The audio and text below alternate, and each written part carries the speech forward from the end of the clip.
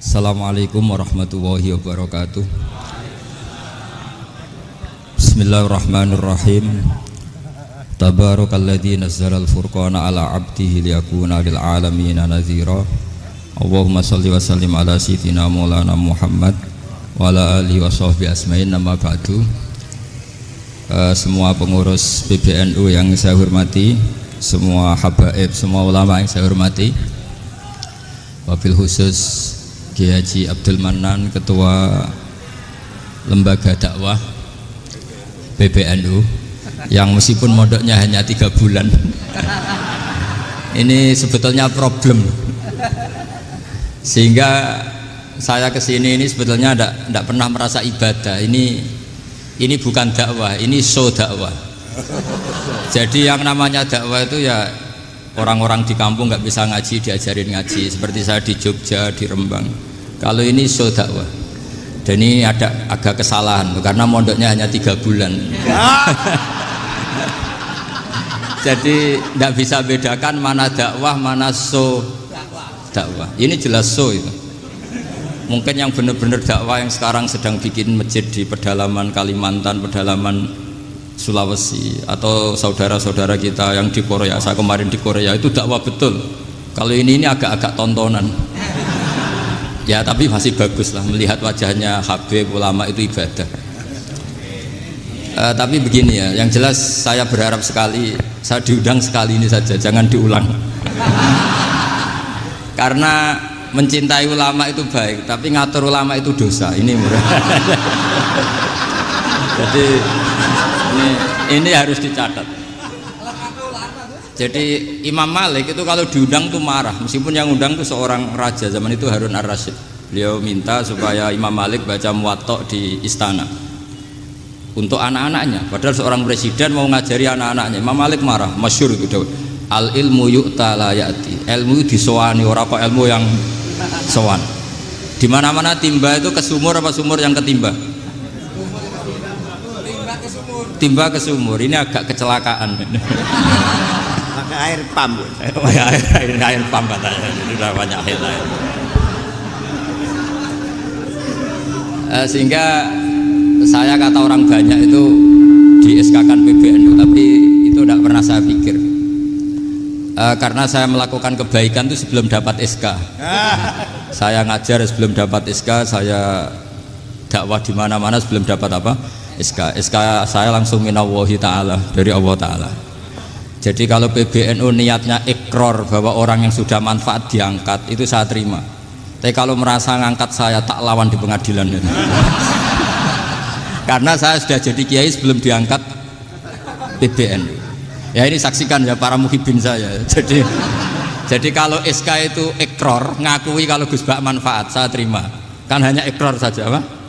Tapi kalau merasa ngangkat dari bawah ke atas, itu tak lawan sampai apa? Pengadilan, sampai di akhirat. Tersangkanya ya yang sedang jabat sekarang. Tapi saya yakin enggak, Kiai Miftahul Ahyar itu orang alim, karena alumni Sidogiri dan menantunya Syekh Duki. Di antara gurunya itu pernah mbah mertua saya, karena istri saya orang Sidogiri. Beliau juga besanan sama keluarga Lasem, saya ini Durriyah Lasem. Pak Said Akil juga orang alim, mbah-mbahnya juga orang alim. Baru kemarin nyocokkan nasab sama saya. Buyut-buyutnya beliau itu adik buyut saya, pernah cocokkan sama saya. Gus, saya sama saya tua mana? Tua saya, buyut kamu adik buyut saya, kata saya gitu. Tapi saya tetap hormat sama beliau karena ya pernah sepuh umurnya setidaknya. Jadi saya ulang lagi, ngaji seperti ini itu sebetulnya lebih ke show, pertunjukan. Supaya pertunjukan ini tidak dosa, saya isi ngaji betulan. Tapi jangan diulang. Karena biasa ngaji rutin. Saya di Jogja tafsir Jalalain sudah juz 23. Pernah khatam hikam. Sekarang Nashahul Ibad separuh. Saya ngaji di Sidogiri Itkon, di Sarang Balaghatul Quran, di Hajen Lubul Usul, tapi sarahnya yang Thariqatul Husul, sarahnya Mbah Sahal Mahfud. Jadi baru di sini ngaji bersaing sama orang yang mondok berapa? 3 bulan. Ini masalah. Masalah. Nggak boleh mondok itu harus buat tulis zaman. Tapi ya tidak apa-apa, mungkin laduni ya. Jadi kalau mondok cepet itu kemungkinannya apa? Laduni.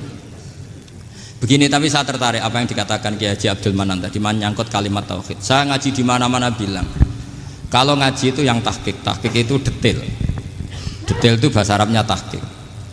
Jadi kita misalnya berpikir secara jernih, orang yang kafir 70 tahun itu pasti menjadi muslim karena melafadzkan la ilaha illallah. Dan itu bi ijma'il ulama. Semua ulama mengatakan demikian. Saya ulang lagi, itu bi ijma'il ulama. Karena mansus di Quran ada ayat kulil ladina kafaru iyantahu yughfar lahum ma qad salaf. Kalau orang yang kafir 70 tahun bisa dihilangkan kekafirannya hanya dengan kalimat la ilaha illallah Muhammadur Rasulullah. Berarti kalimat ini statusnya apa? Penghilang kekafiran, apa? Penghilang kekafiran. Lalu ada kelompok yang mengatakan gara-gara kalimat la ilaha illallah dan pegang patok nisan itu orang menjadi kafir. Ini kan jadi paradok. Lafadz yang kita statuskan sebagai penghilang kekafiran dengan lafadz yang sama orang menjadi kafir. Itu nggak ketemu nalar. Mbok nalar paling apapun tetap nggak ketemu. Kecuali tadi ya dalilnya pokoknya ngotot tadi. Itu memang kacau itu. Tapi alhamdulillah mereka insya Allah ya sadar. Kamu jangan bayangkan mereka tidak sadar terus, berarti kamu doanya jelek. Bisa saja mereka sudah ingin sadar, berhubung digojlok ini terus gak jadi sadar. Jadi jangan-jangan salah kita karena sering gojlok sehingga yang mau sadar jadi tidak apa? Nggak sadar. Saya tadi jam 10 sampai setengah 2 masih ngajar di pondok saya ngajar tafsir masih di Rembang sana saya. Terus saya ke Semarang Delalah Muyassar. Ya mungkin agak-agak keramat, jadi tetap jam 3:4 saya bisa ketemu Habib Umar Hafid. Saya beberapa menit ya diskusi tentang manhaj beliau, dan kebetulan saya sering belajar kitab beliau sama alumni-alumni Darul Mustafa.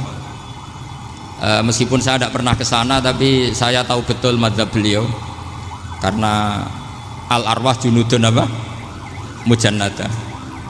Begini, saya sering dingetikani Mbah Mun, politik tidak jelas itu bagian dari kejelasan. Ini yang perlu dicatat.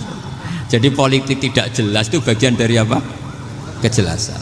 Misalnya begini, siapa yang mengira Khalid bin Walid yang sangat musuhi Rasulullah, dia panglima orang kafir ketika ngalahkan Rasulullah di perang Uhud, akhirnya Khalid bin Walid masuk apa? Islam. Begitu juga Wahsy, qatilu ahabbin nasi ila Rasulillah, pembunuh Sayyid Hamzah, akhirnya juga masuk Islam. Begitu juga Abu Sufyan, dia pemimpin besar kafir Mekah ketika perang Badar, ketika perang Khandaq, akhirnya juga Islam dan menjadi mertua Rasulullah Shallallahu Alaihi Wasallam. Dari fakta ini kemudian banyak ulama alim yang ngambil sikap itu ya coro Jawa itu anggang-anggang. Anggang-anggang itu gak tegas, tapi gak tegas dari rumusan ilmu yang detail. Saya ulang lagi, gak tegas tapi dari rumusan ilmu yang apa? Detail. Bisa saja orang yang sekarang kafir suatu saat mukmin atau muslim.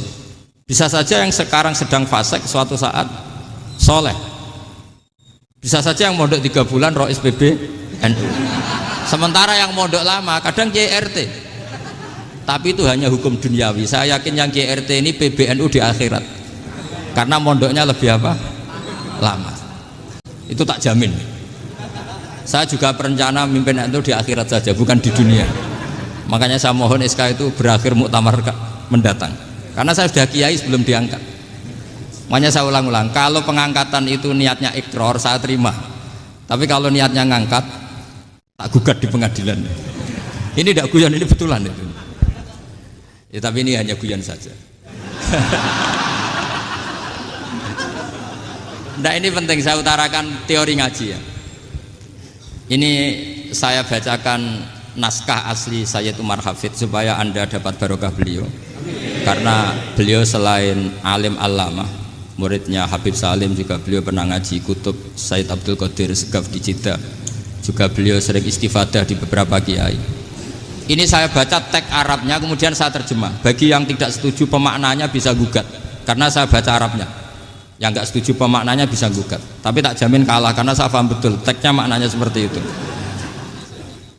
Logikanya tadi ya, Ketika Rasulullah ngambil sikap tegas kepada Qatilu Hamzah yaitu Wahsy, dan ketika Rasulullah ngambil sikap tegas pada orang-orang yang mengalahkan beliau di perang Uhud, kaifa yuflihu qaumun fa'alu bi anbiya'ihim hakadha, bagaimana mereka jadi orang benar atau orang yang dapat kebahagiaan kalau mereka perlakuannya seperti Nabi seperti ini, yaitu Nabi sujja wajhuh masyhur wa kusirat ruba yatuh, Nabi itu wajahnya terluka, gigi serinya tanggal. Orang-orang seperti ini tuh nggak akan bejo kalau orang Jawa, nggak akan falah. Tapi apa yang terjadi? Allah menurunkan ayat laisa laka minal amri syai'un aw yatuba 'alaihim aw yu'adzibahum. Muhammad itu bukan wilayah kamu ngecap orang, menstigmasi orang itu tidak wilayah kamu. Saya bisa saja mengampuni mereka atau menyiksa saya itu atau menyiksa mereka itu wilayah saya, kata Allah. Saya bisa saja mengampuni mereka atau menyiksa mereka itu wilayah saya. Sehingga akhirnya apa? Rasulullah tidak ngambil sikap yang mungkin orang lain mengatakan itu tidak tegas. Tapi itu kearifan. Betul, akhirnya Wahsy malah masuk Islam. Khalid bin Walid panglimanya juga masuk Islam. Dan beberapa orang kafir juga masuk Islam, termasuk mimbenihim, ketuanya yaitu Abu Sufyan. Ini penting saya utarakan. Makanya ini saya baca pembenaran dari konstruksi pikiran tadi. Nah ini supaya khas. Ini khasnya orang mondok 10 tahun nih. Jadi ini tak baca ini. Nah, biar jelas ini nanti tagnya persis ya, tidak saya rubah. Ini di kitabnya Habib Umar Hafid, namanya itu Taujihun Nabi Limardoti Bari. Kalau diterjemah ya mengarahkan orang yang sadar. Nabi itu orang yang sadar ya, sampai ini termasuk orang yang sadar. Limardoti Rabbi, menuju mendapat ridho Tuhan atau Allah Subhanahu wa taala. Saya baca tagnya ini di halaman 179. Ini tidak ada yang saya rubah, tidak saya kurangi. Bismillahirrahmanirrahim. Fala buddha an nuwattina qulubana ala annana khodamatu ahli hadal qaul wa yattali Allah min qulubina annana na'taqidu imkaniyata ayyasfa'a fi ahadina yaumal qiyamati man huwal ana kafirun yuslimu faya'lu sya'nu indal haqqi fayakunu sababan li kholasika fil qiyamah yumkinu dzalik. Jadi kita para dai, para kiai itu adalah khodamatu hadal kaun. Kita ini adalah pelayan alam raya ini yang selalu berharap alam ini akan lebih baik. Orang yang sekarang sedang kafir bisa saja nanti yang nyafaati kamu di akhirat, yaitu mereka masuk Islam lalu Islamnya lebih serius, akhirnya punya hak syafaat.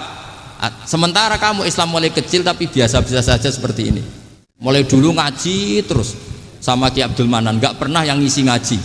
Itu artinya nggak ada perkembangan. Makanya saya nggak ingin ngaji lagi karena saya ingin perkembangan Anda nanti tukang mengisi, bukan yang diisi.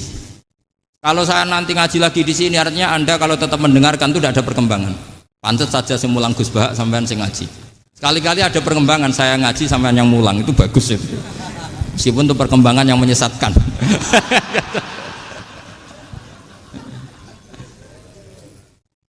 Ini penting saya utarakan. Ini dawuhnya Said Umar ya. Orang yang sekarang sedang kafir bisa saja orang ini nanti nyafaati kamu, yaitu beliau orang ini Islam, kemudian Islamnya serius, maka punya hak syafaat. Sementara kamu Islamnya biasa-biasa saja. Itu masyhur kayak Sayyidina Umar.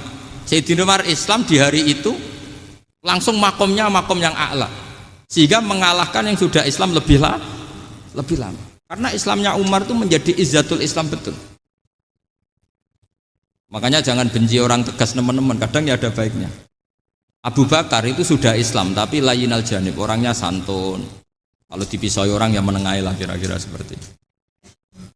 Begitu juga Bilal, Ammar, Suhaib. Singkat cerita, Rasulullah itu sering dibully ya, sering disiksa orang-orang kafir. Rasulullah berharap, wah kalau yang Islam gini terus repot.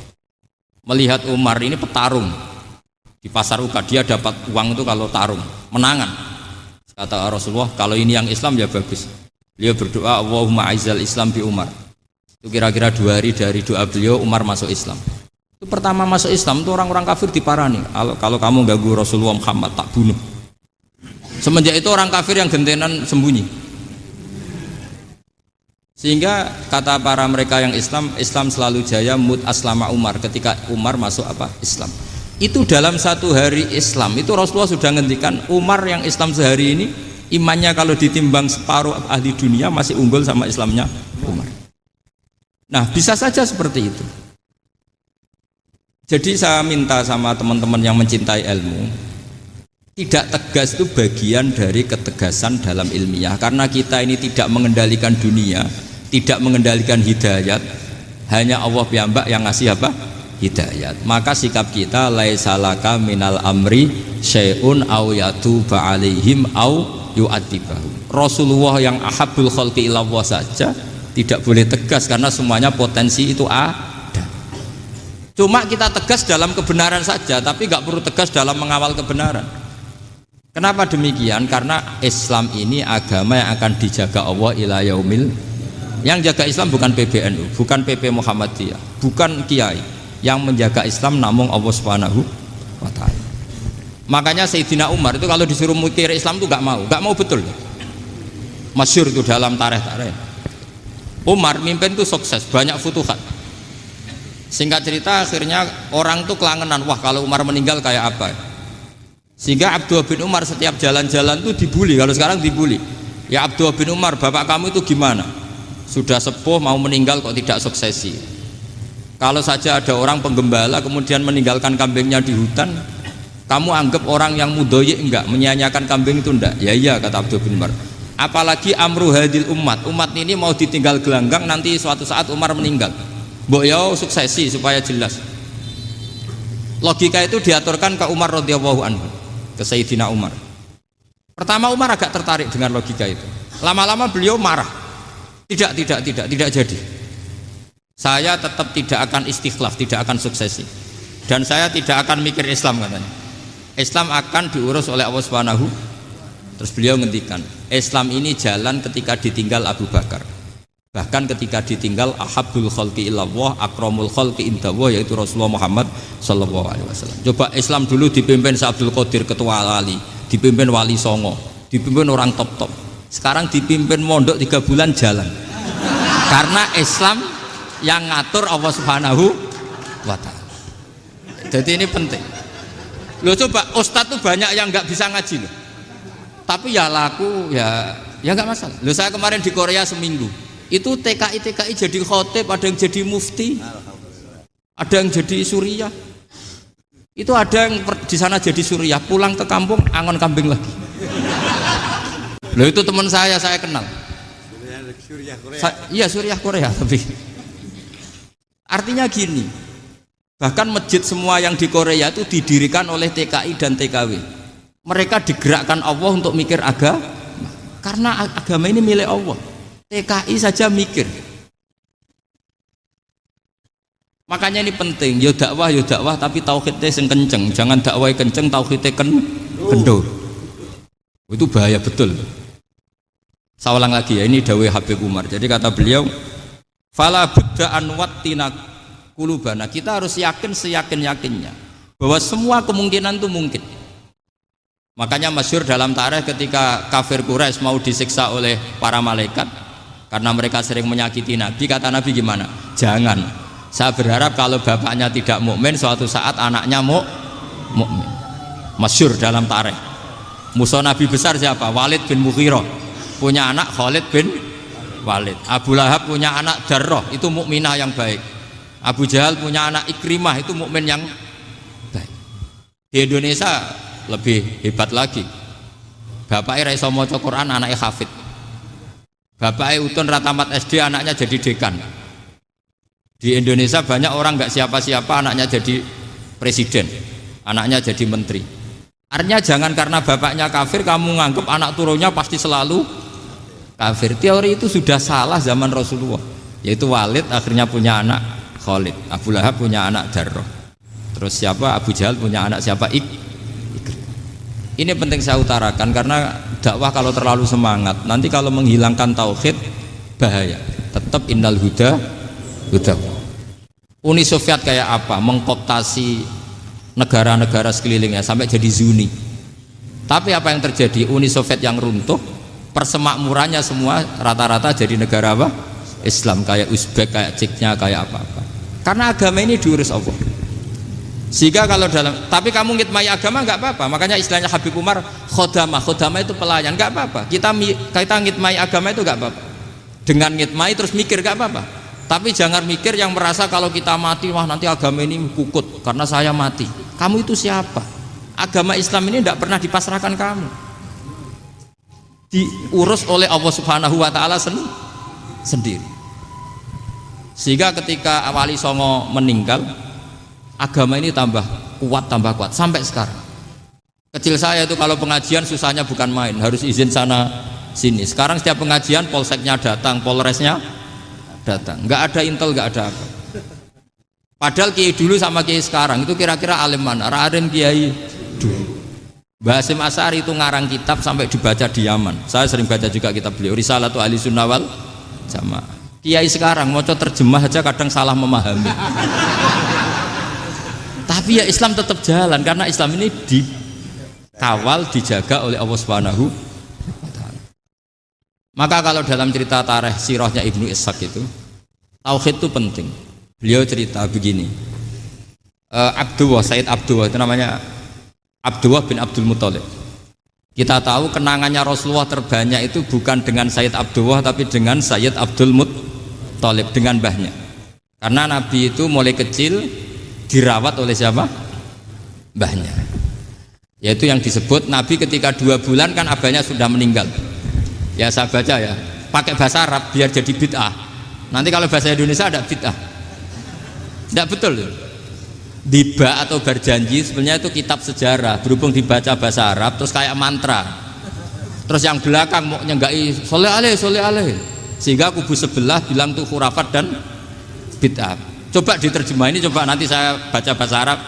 Walamma tamma min hamli syahroni ala masyuril aqwalil marwiyatu fiya bil madinati abuhu abdullah wa kana qad istaza bi akhwalihi bani adi minat taifatin najariyah wa makatha syahron saqiman yu'anu nasukmahu wasyakwa. Terus di pojok sana bilang soleh aleh. Pasti kubu sebelah yang liwat, wah itu khurafat bid'ah karena dianggap mantra. Padahal artinya coba sampean baca bahasa Indonesia. Ketika hamil Rasulullah umur 2 bulan, abahnya meninggal di kota Abwa. Kota Abwa adalah kota keluarga besar ibunya Sayyid Abdullah. Kebetulan pas ke sana beliau sakit sampai 1 bulan dirawat. Bid'ahnya di mana kalau diterjemah? Wong itu kitab tarikh. Makanya saya nggak tahu yang membidah-bidahkan tiba itu karena tadi. Tapi sampean juga ikut salah karena nyenggai sholawatan tok itu.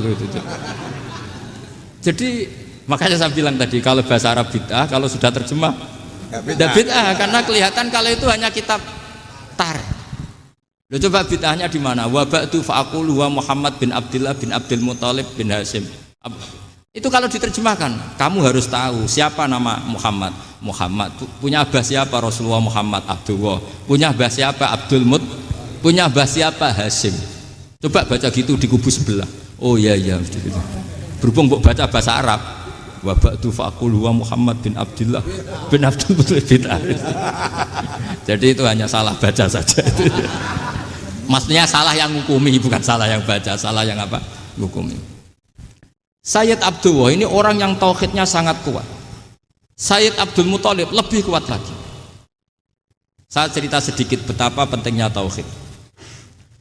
Ketika pasukan Abraha bawa pasukan gajah mau menyerang apa? Ka'bah. Itu sebelum menyerang itu semua aset-aset milik orang kafir Quraisy, milik orang Quraisy lah. Itu ditawan, diambil, termasuk milik Sayyid Abdul Muthalib, milik Abdul Muthalib. Terus ketika mau masuk Ka'bah, mau masuk Mekah, kata Abraha, man sayyidu hadal wadi, siapa yang kamu tuakan, yang kamu pertuan di sini? Oh, Abdul Muthalib.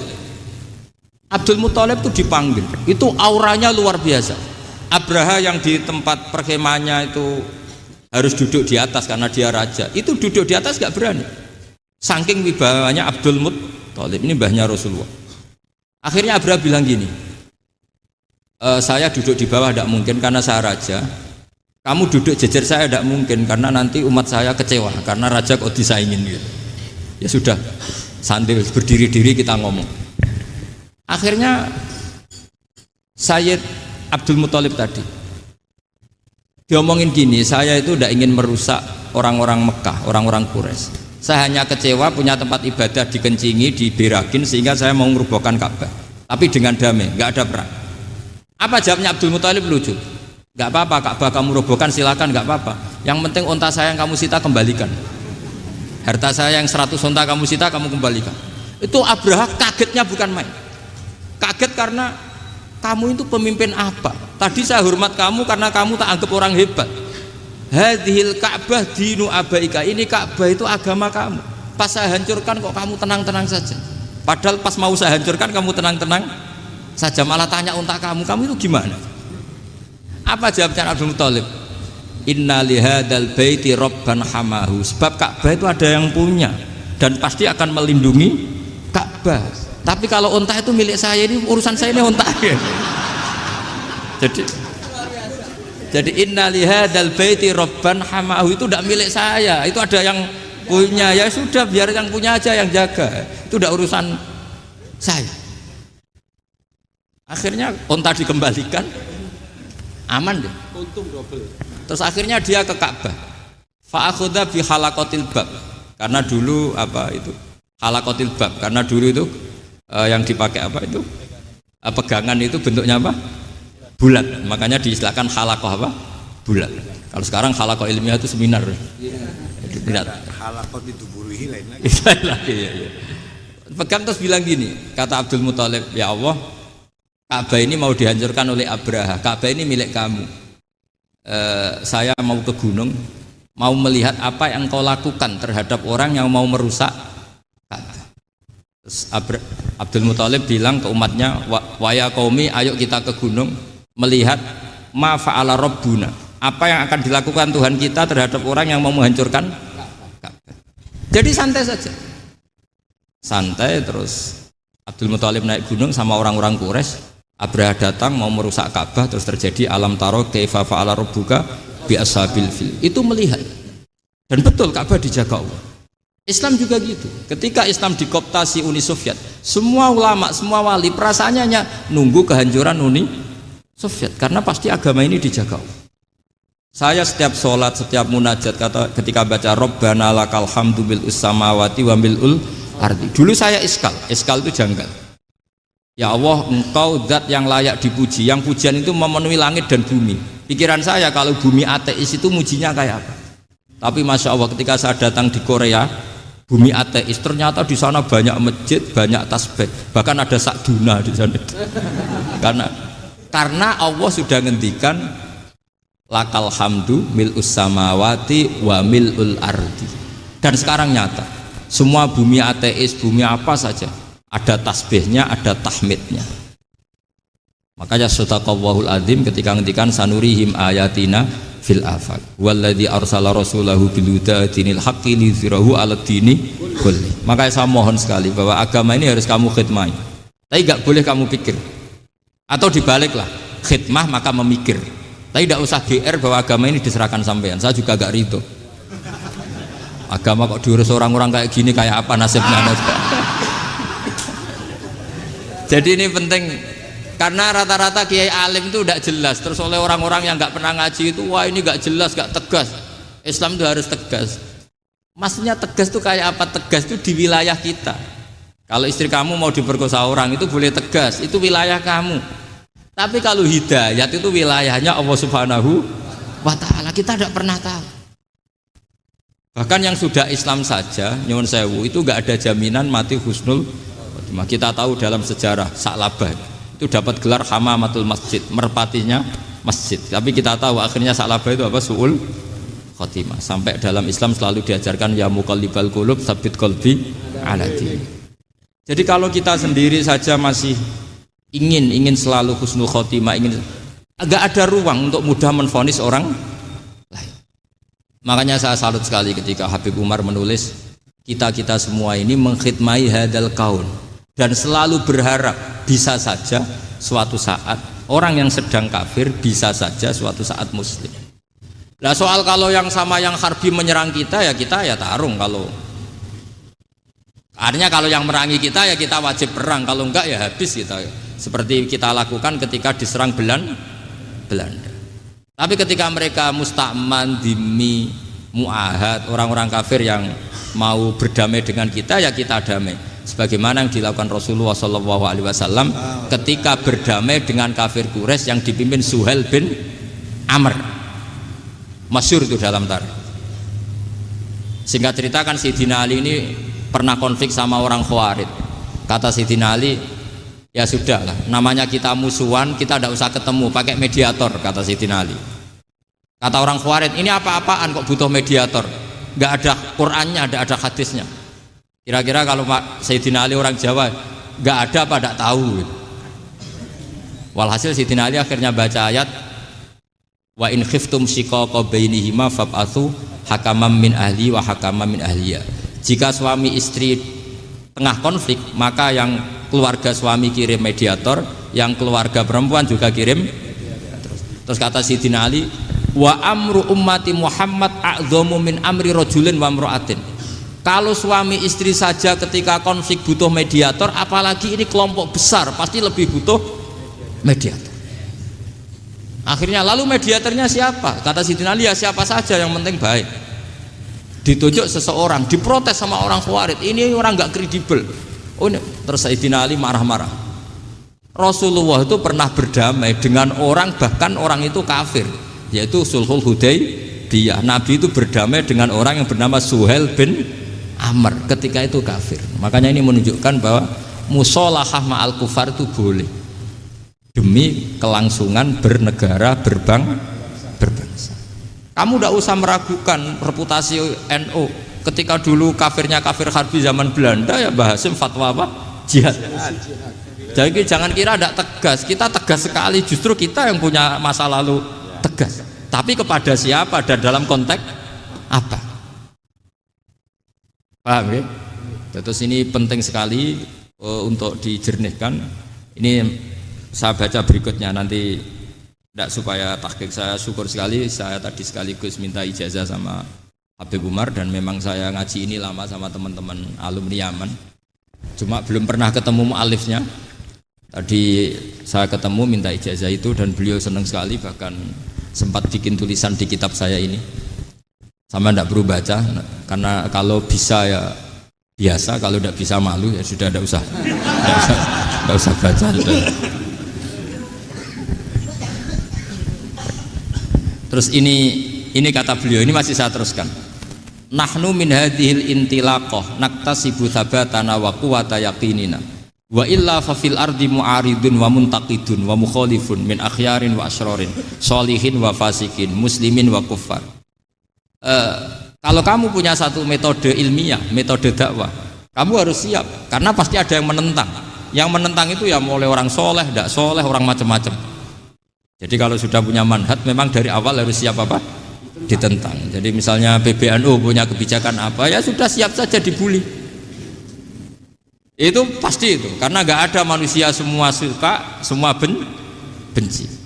Kata beliau, anta in kunta fi syakkin min hadzal maslak wal manhaj fattabi man syi'ta wasaha angka ghaniyah wa in kunta ala yaqinin annahu al huda wa mirasun nubuwah wa annahu haqiqatu tarjamatil ahdi ma'rab fala tata'atsar min kalami ahadin yakunu mangkana.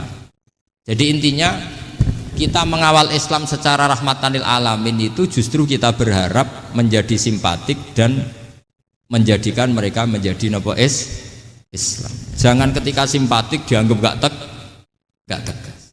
Saya masih ingat betul dawuh Mbah Mun, hak sekseni, kata beliau. Saya masih ingat kalimatnya, sekseni. Aku ra tegas itu berdasar ayat laisalaka minal amri syai'un aw yatuba alaihim aw yu'adzibahum, karena potensi sosial itu bisa rubah. Orang yang sekarang kawan kamu bisa saja suatu saat jadi musuh, yang sekarang musuh kamu bisa saja suatu saat jadi kawan. Terus kamu ngambil sikap tegas dalam sesuatu yang nggak stabil seperti ini, lalu tegas itu kan nggak pada tempatnya. Makanya yang seperti ini kata Allah pakai asa itu menawa-menawa. Asa wahu ayyaj'ala bainakum wa bainal ladzina ataitum minhum mawaddah. Bisa saja orang yang sekarang musuhan dengan kamu suatu saat dijadikan mawaddah. Kamu udah mawaddah itu saling mengasihi. Kamu udah usah tanya, wallahu qadir, kata Allah, karena Allah mampu. Jadi dalam hukum-hukum sosial Allah seringnya bilang apa? Asa. Sale wasa antakrahu syai'a wa huwa khairul lakum wasa antuhibbu syai'a wa huwa syarrul lakum. Karena masalah sosial ini semuanya asa, yang pernah tahu siapa? Bisa saja sekarang saya Rois Surya, nanti SK-nya enggak turun lagi, tapi saya tidak apa-apa. Bisa saja nanti santri 10 tahun dipimpin 3 bulan enggak apa-apa. Bolak-balik enggak apa-apa. Saya tidak akan kecewa karena masya Allahu kana wa malam yasa lam yakun. Assalamualaikum warahmatullahi wabarakatuh.